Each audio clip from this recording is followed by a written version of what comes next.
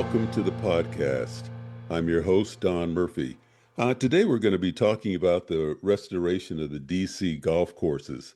And before we get started, I just want to say we have with us today Michael Williams, who I would characterize as a golf course expert. We'll introduce him in a few minutes. But first, I want to give you a little bit of background of what we're going to be talking about today with this golf course restoration. Many of you may have heard that the administration has proposed a restoration of all of the public golf courses in DC. That's Langston, East Potomac, and Rock Creek. But I want to give you a little bit of chronology of what has happened over the last year or so. So, beginning in July of 2019, the National Park Service issued a request for proposal for a long-term lease to manage and renovate the three DC municipal courses. And then in February, the National Links Trust, which is a nonprofit founded in 2019, dedicated to affordable municipal golf, they submitted a proposal. And then in October of that same year, that's 2020, the National Links Trust officially assigned a 50-year lease with the National Park Service to manage, operate, and rehabilitate the courses, which I have to add is a little bit out of the ordinary for the National Park Service. Many of you may know that I was Deputy Director of the National Park Service, and many of these concessions were under my purview, and we rarely signed 50-year leases. But that was done so that the National Links Trust would have enough time to, of course, manage these golf courses and do the restoration that was necessary. And so from 2020 to 2024, the National Links Trust made short-term improvements, increasing rounds and revenue, and they initiated a planning and permitting for then the major renovations. This included hiring a top architect, which was, or architects, I should say, Gil Haynes, Tom Doak, and Bo Welling. And then in spring of 2025, enter the Trump administration. They approached the National Links Trust proposing help to speed up the permitting process.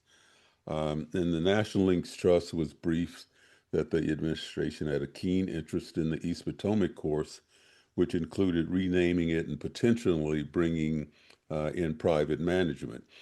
I have to add here quickly, the permitting process under the National Park Service can really be a difficult process, going through many levels of approval.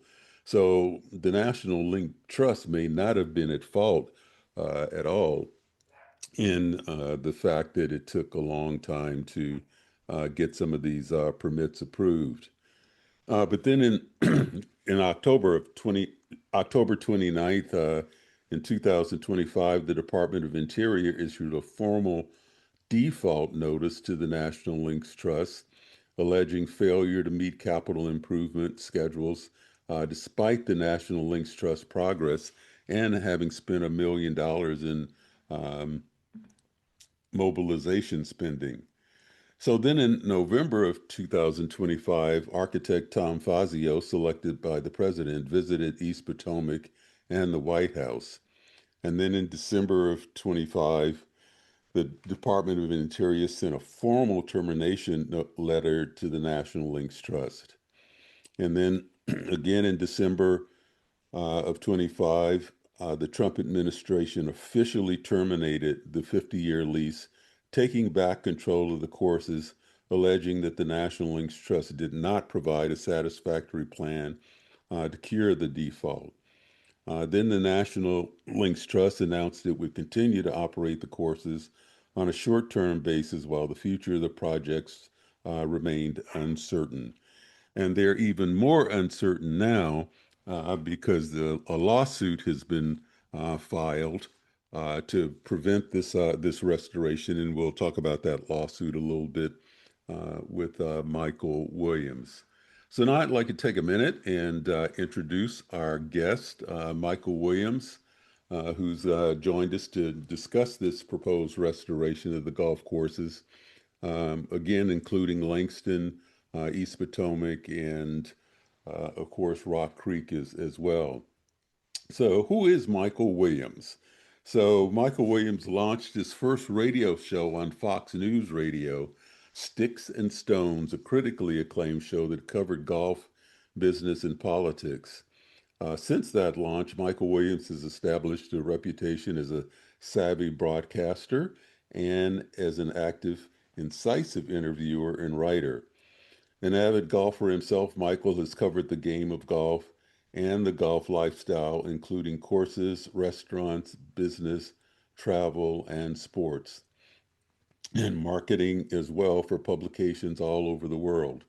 In his first year as host of the 19th Hole Golf Show, radio program on the CBS Radio in Washington, D.C., Mr. Williams led the show to becoming the first top rated golf show in the seventh largest market in the United States and was named the recipient of the 2014 Middle Atlantic PGA Earle Hellen Award for Outstanding Media and Person of the Year.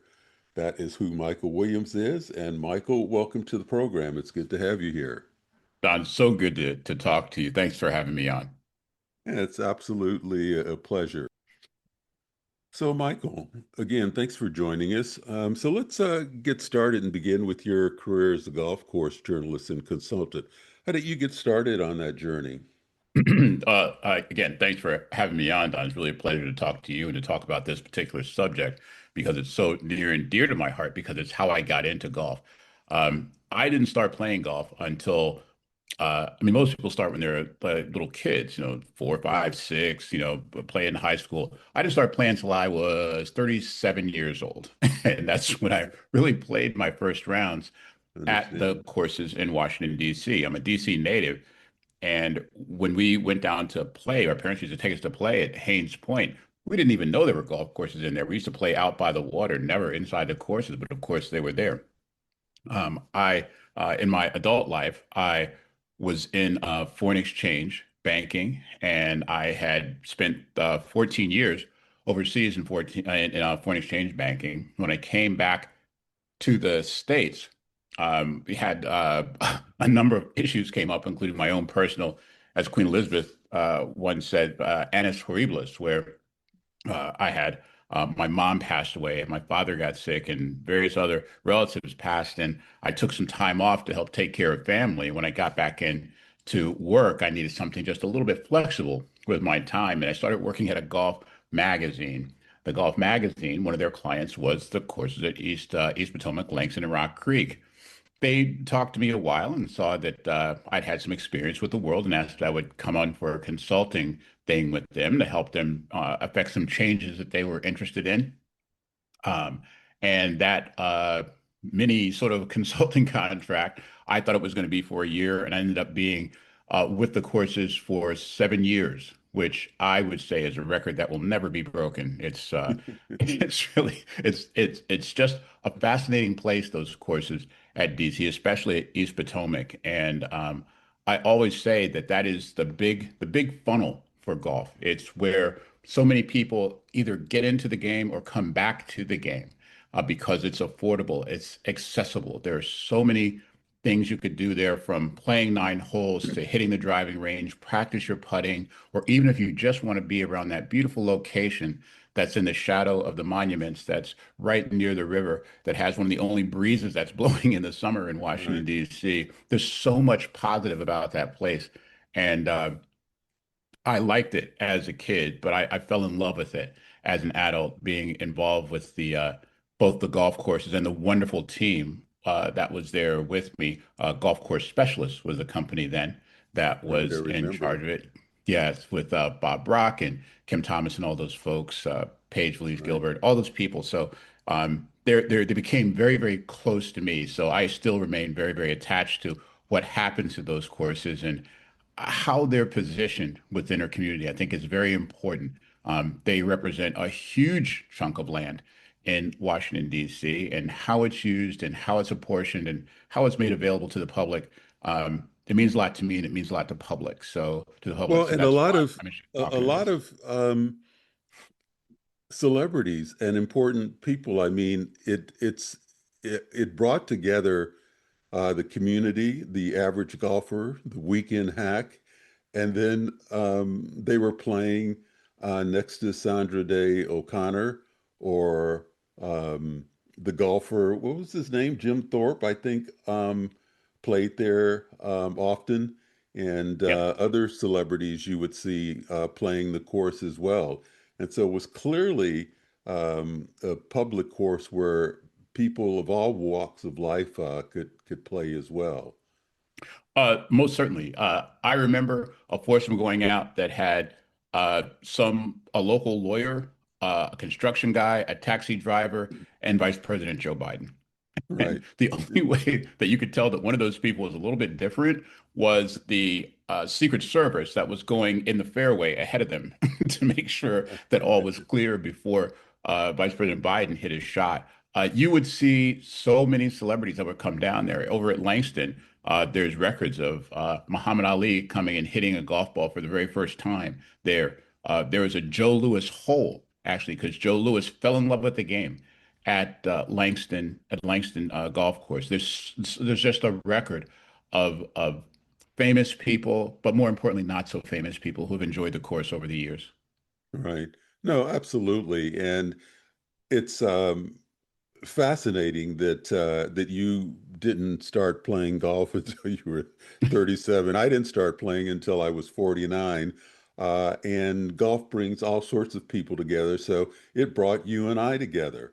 I mean, I was deputy director of the National Park Service, and I think that's where we first met, with you being part of golf course specialists and our attempts even back then to do some work on restoration of the courses, which is a good segue to talk about how restoration works. I mean, under the National Park Service, there are all sorts of approvals, even though a concessionaire manages the day-to-day operation of these courses. And one of the challenges for those concessionaires are the permitting processes, mostly environmental processes that they have to go through.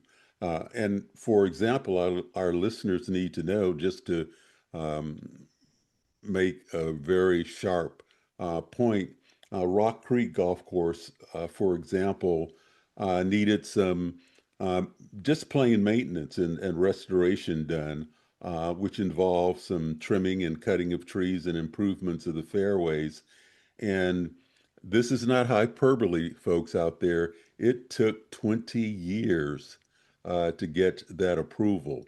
It started back in the early 2000s, and approval was only recently given for some of the restoration and maintenance approvals that needed to happen at Rock Creek.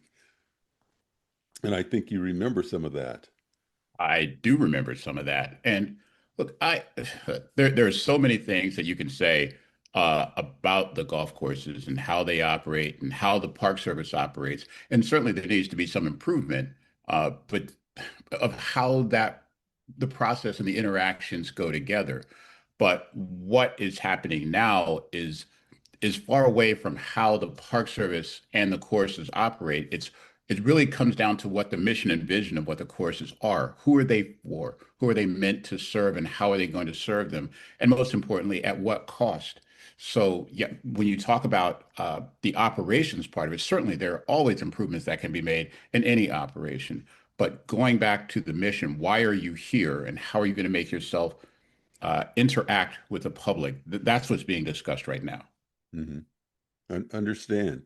So right now, of course, I kind of gave a chronology, and we're at the point now where the National Links Trust is no longer managing. Their contract has been terminated, and there's a proposal to restore the golf courses. Tom Fazio has come in, at least in reviewed East Potomac Golf Course at Haynes Point.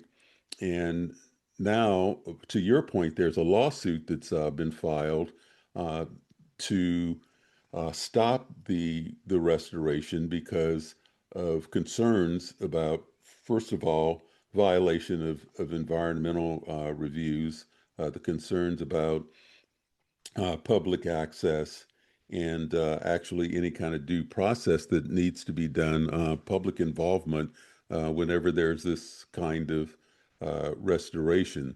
So I guess my next question for you is, we've both been involved in golf course management for decades. During that time, we worked to improve the conditions of courses, and now the administration has this proposal to restore the courses.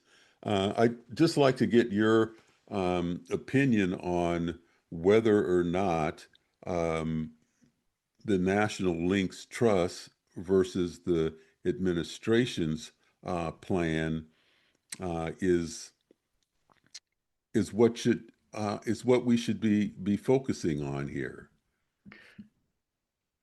Really good question, and I'm going to give you an answer that's probably going to surprise you. I was a skeptic of the National Links Trust program because Mhm. I guess having gone through the management of the golf courses with golf course specialists and being forced on an almost on a 2-year basis to be held responsible for every little thing that happened. And part of that contract was we didn't make a lot of money. It wasn't a way to get rich at all. People used to think, oh, all the people coming to play down there, you guys must be making a fortune. Nah. It was basically a money losing operation. And across the 3 golf courses, the only thing that made money really made money was the driving range at East Potomac. That's the whole thing that kept the whole thing alive was you could hear 10 cents every time a ball clicked, and that was Right. what kept that operation running. Look, I can't say right now that either or is a better plan or let's say a good plan.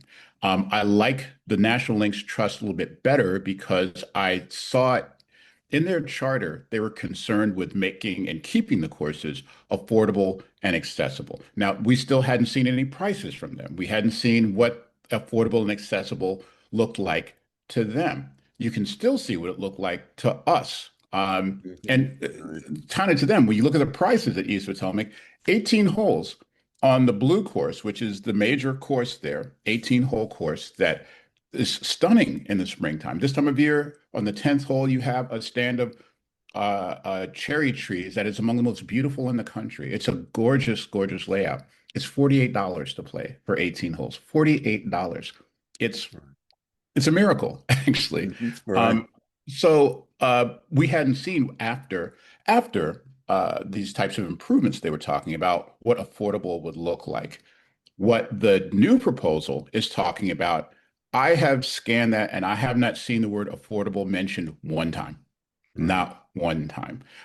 So clearly they're looking to do something else, which is I would say I'd say it's typical for the administration that's currently in office. They're not necessarily looking to make things affordable. They're looking to make things bright and shiny and Mhm.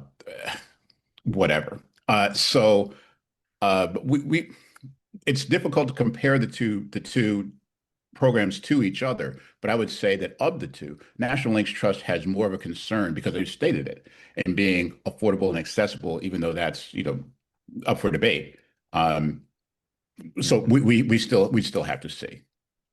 No, I understand. Well, let's talk about this affordability issue versus restoration. So the idea and the concept of the administration is to, you use the word bright and shiny. They use the word, make this a championship kind of golf course where you can have tournaments. And I think the idea, what's being communicated, is that it's going to be very similar to the other Trump labeled golf courses or championship golf courses. But the fact is that you can make a course of championship quality and make it affordable. So, for example, we have Torrey Pines, a public golf course, a championship golf course. It has 3 courses, I think, and it's hosts a championship golf tournament every year, but it's one of the most affordable golf courses in the country. So it is possible to do both, isn't it? It depends. There's some real that's a good example, Torrey Pines. You've played there and I played there. Hmm. Um, Torrey Pines, number one, is it has that accessible price for California residents. Right. So that a lot of people are still paying full price, which at this time I believe is $300+ around, Hmm. something like Right. that, around $300 around. Hmm. And I think that maybe it's county residents pay something like $75 around, Hmm. something like that. But still, you're talking about twice what it costs for 18 holes right now. Again, 9 holes you can play at East Potomac for $18. Hmm. It's really stunning how inexpensive it is. So, um, look, it's kind of comparing apples to oranges to me. And the other thing is that that discount price for Torrey Pines is for California residents only. Hmm. Anybody who comes to the National Park Service courses pays the same price. It's for Right. any and all who come to the course. It's a federal golf course, which means everybody pays the same thing. They don't look at your driver's license and see where your residence is. You come, you pay, you enjoy. So I think that I applaud what they do at Torrey Pines to make it affordable for some people. But again, the purpose for those courses in DC were to make them affordable for all people and to make good golf courses available for all people. And that's what's, I think, hanging in the balance with the administration's plans. So if you look at the mission of the National Park Service, for example, and you look at, as you were saying, what's the purpose? What are we doing here? What are these courses for?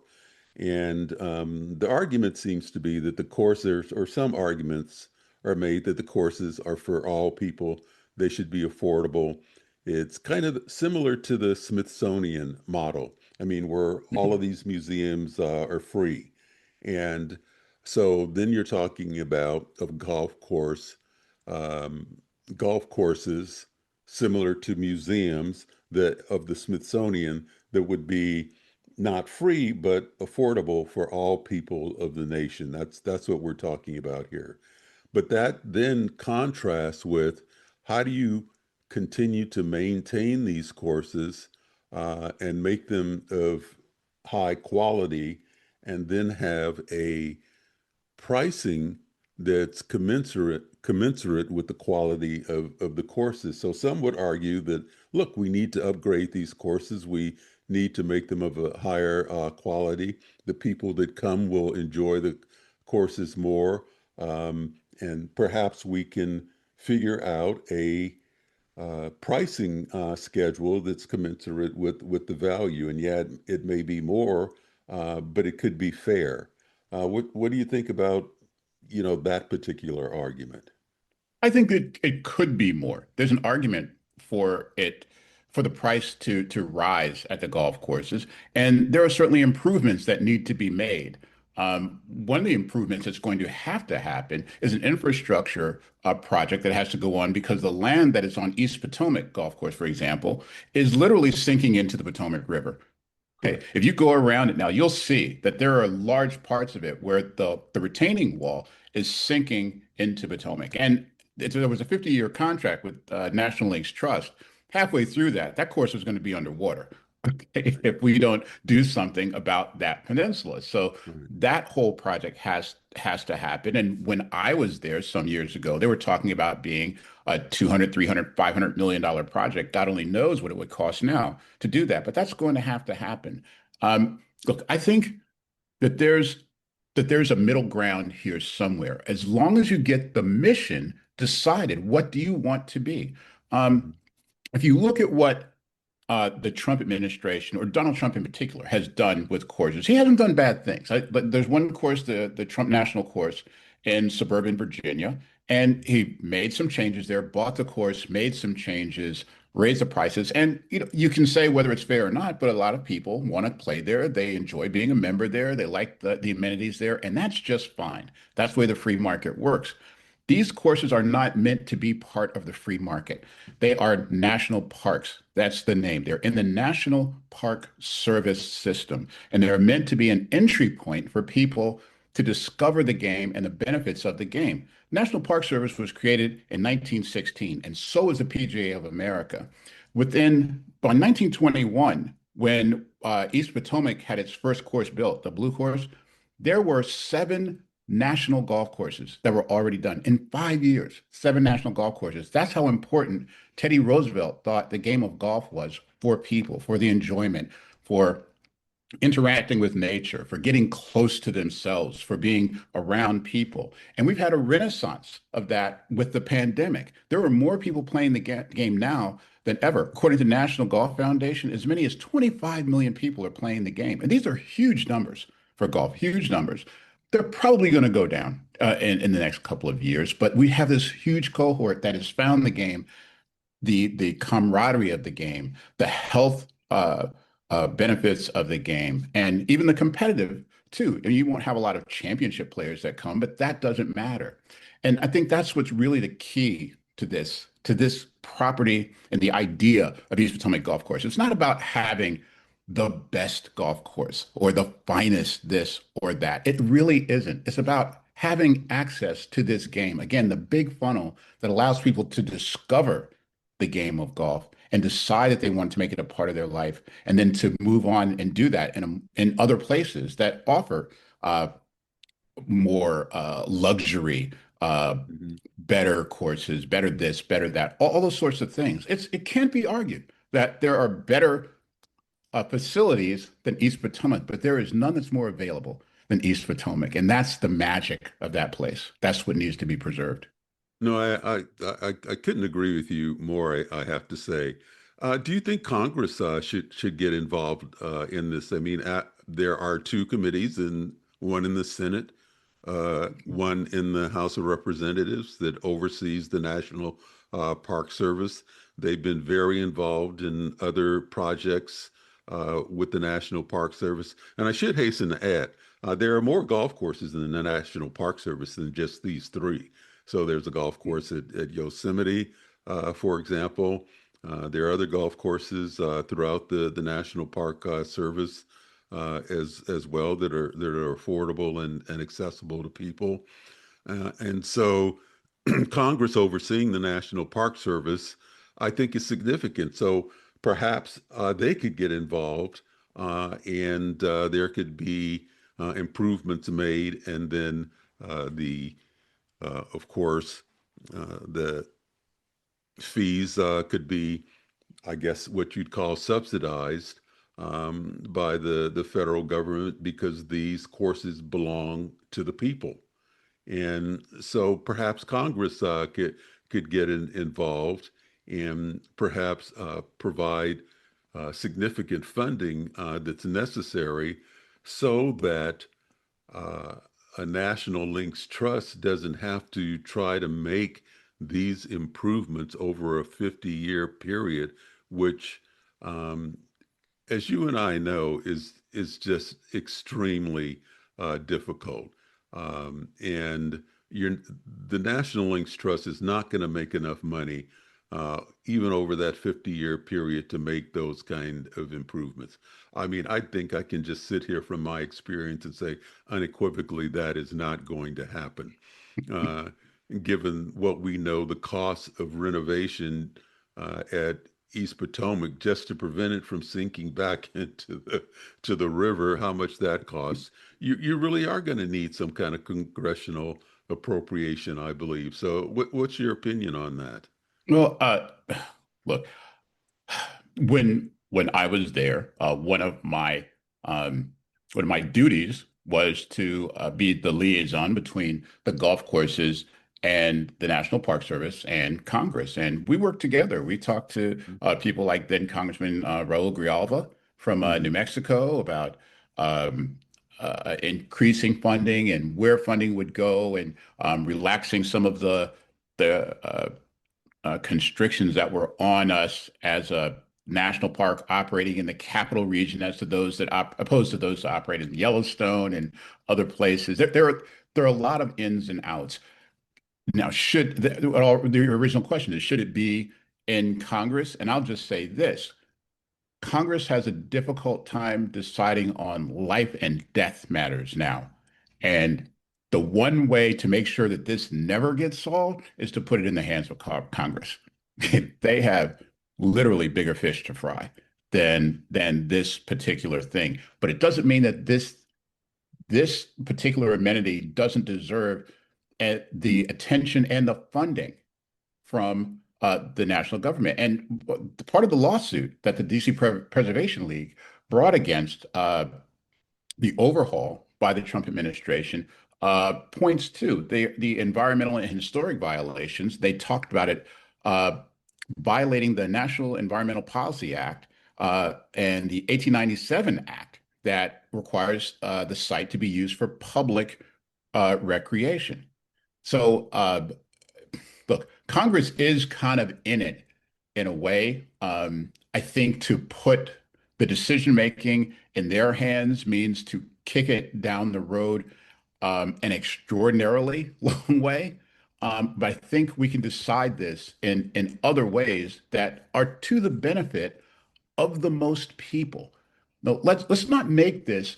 We shouldn't make this golf course a testimony and a monument to a person or a movement or for the benefit of a small group of people. The entire national park system is made theoretically for all Americans.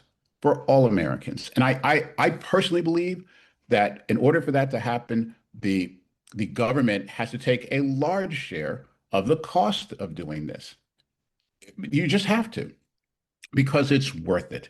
It's Mhm. part of what the mandate of of the government is. It's part of the reason that we put people in charge of things. Let a company come into management, but the money, the funds to make this an affordable, accessible, useful, beautiful place, it costs money, but look at what you get in return. The value that you get for the investment, I think, makes it more than worthwhile for the government and for the citizens that fund that government. Well, you seem to be saying two things here, and I'm not sure they're compatible. You're saying that clearly the government needs to be involved and there needs to be money coming from the government, but to get that money, you have to go through Congress, and that means almost kicking it down the road because of the difficulties of navigating Congress and getting them to fund something. But on the other hand, uh, the National Park Service has a budget. It goes through a budgetary process. And clearly, there's the possibility of having a budget item in the National Park Service budget specifically for restoration of these courses. And it seems to me that there should be a lobbying effort, both from the National Links Trust and from the group that has filed the lawsuit, to get some members of Congress to propose um, adding an item to the National Park Service to restore these courses. I mean, that is a distinct possibility, isn't it? It is a distinct possibility. I'm just talking about the realities of having something go through Congress and get passed by both parties right now. Even to get out of committee, it's a difficult thing because you show Congress a feature on the golf course, one party's going to say it's a hill, the other party's going to say it's a hole. And that's where the argument begins. Should we flatten it out or fill it in? And then it's just the nature of politics right now. Hopefully that will change at some point in the future and we get more rational, reasonable people deciding on things that are obvious.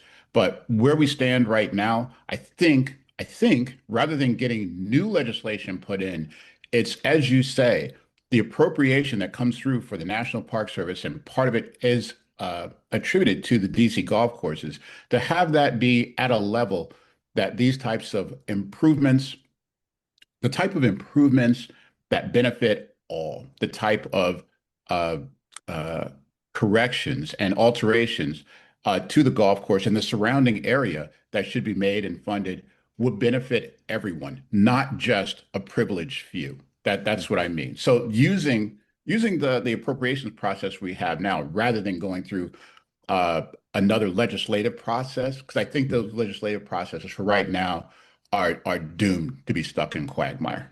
Yeah, understood.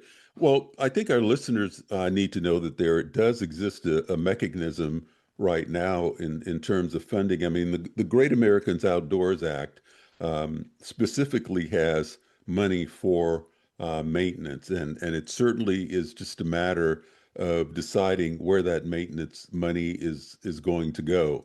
And so for the National Park Service, there's certainly funds available, and there have been funds available for maintenance, and it's just a matter of is it a priority, and making it a priority versus all the other things the National Park Service has to manage uh, becomes a challenge because there are even what you would call, factions within the National Park Service. Some, don't believe the National Park Service should be managing golf courses at all, particularly in the resource management division, which makes it very difficult to make it a priority, even within the National Park Service.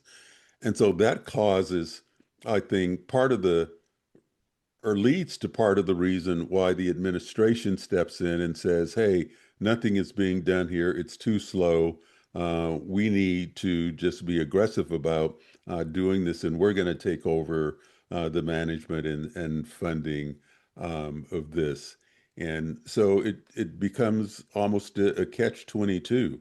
How are you going to do something to restore these courses and manage them and do the maintenance when you have these kind of challenges that make it difficult to actually make it a priority for the National Park Service.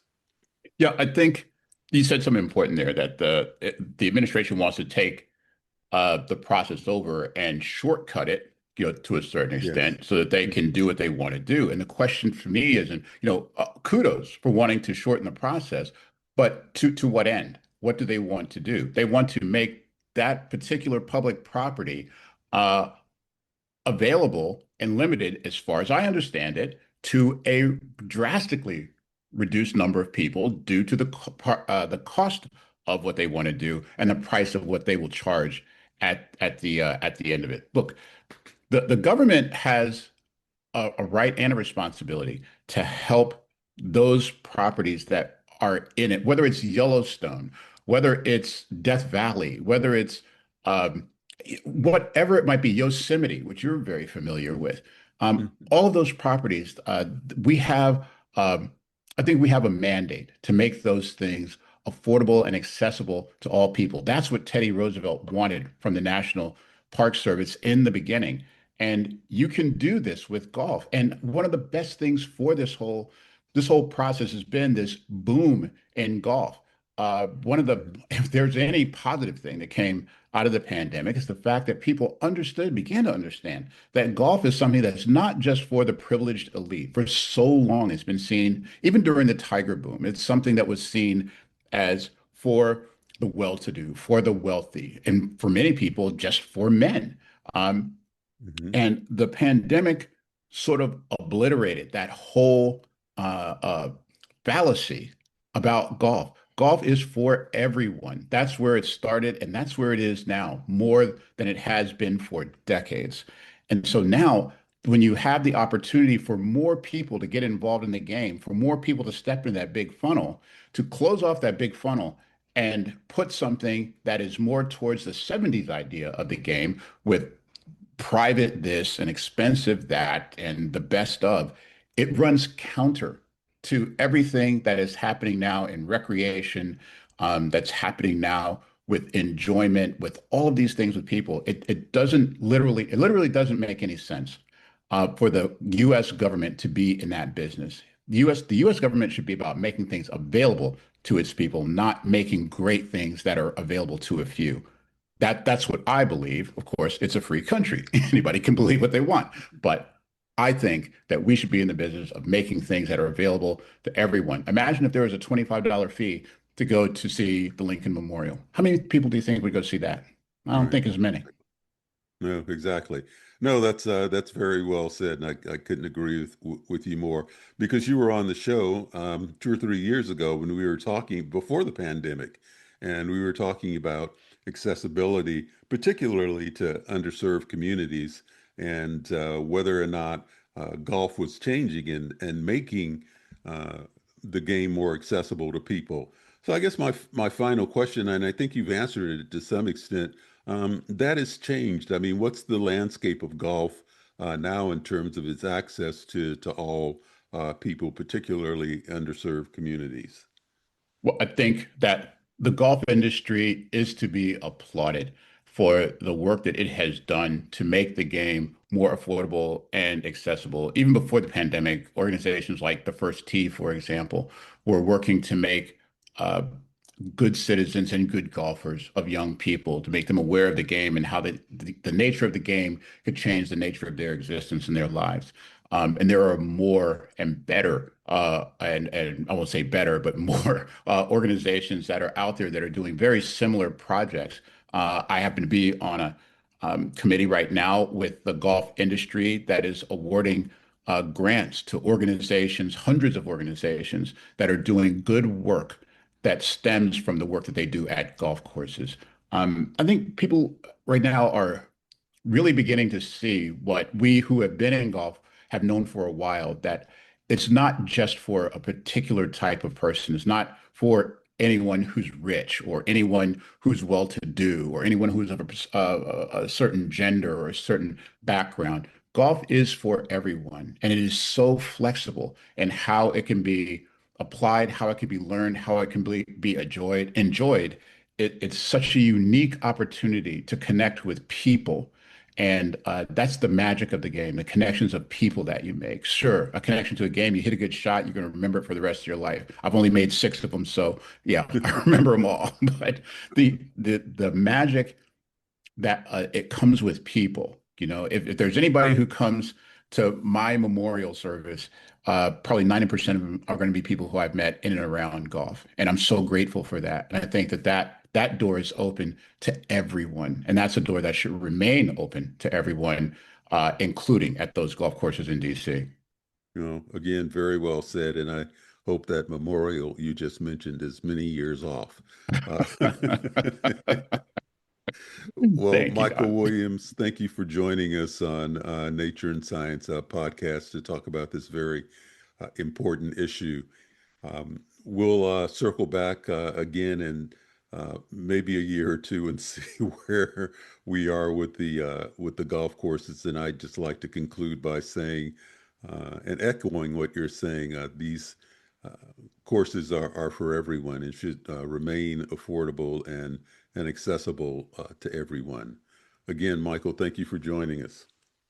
Well, thank you. I just want to quickly say that I know that you are a great naturalist, and I just recently was named to the board of Audubon International, which seeks to maintain the natural composition of golf courses all across the country and across the world. So it's another thing that East Potomac is a member of, Audubon International. It's a great honor to do that. Um, but an even greater honor is being on the show with you today. So thank you very much for having me. I so appreciate it. Yeah, I can't leave without mentioning the Audubon Society because that program that you're talking about emerged out of a huge controversy about golf courses and whether or not they were environmentally friendly. And Mhm. a whole program started, and the Audubon Society is really to be commended for this because they work to make sure that golf courses were environmentally friendly, and that included the kind of fertilizers you use, the kind of herbicides you use, the kind of plants you use on the courses to attract wildlife. It was a tremendous program, and I'm very glad you're involved in it. And it's just an example of how people came together to solve a very extremely controversial um, extremely controversial situation where there were people that were on one side seeking to close down certain golf courses because of their use of fertilizers and their potential pollution of waterways and riparian areas. So kudos to you and the Audubon Society for that work. Well, thank you. As I say, it's a great honor to work with the wonderful people in the organization and on the board, and we'll be looking to you for help as we go forward and talk about some of these critical issues at East Potomac and at other golf courses as well. Sounds great. Again, Michael, thanks. My pleasure. Thank you, Don. Thank you for joining us on this episode of Nature and Science Podcast. I want to conclude by saying that the public golf courses in Washington, D.C. are a national treasure, no less significant than the Smithsonian Institution and its many museums. While the courses are in need of restoration and maintenance, especially the East Potomac golf links, which are gradually sinking back into the Potomac River, any restoration plan must also ensure that the courses remain affordable for the American people. In that context, the restoration should be supported. Remember, these courses belong to you as a tax-paying citizen of this country. If you have concerns about the restoration, as always, you can contact your representative and the White House. I will post links for you on our website at natureandsciencepodcast.com. If you enjoyed this program, please hit the like button and leave a comment on our website, natureandsciencepodcast.com. As always, stay safe, share happiness, and remember, never stop questioning. Curiosity has its own reason for existing.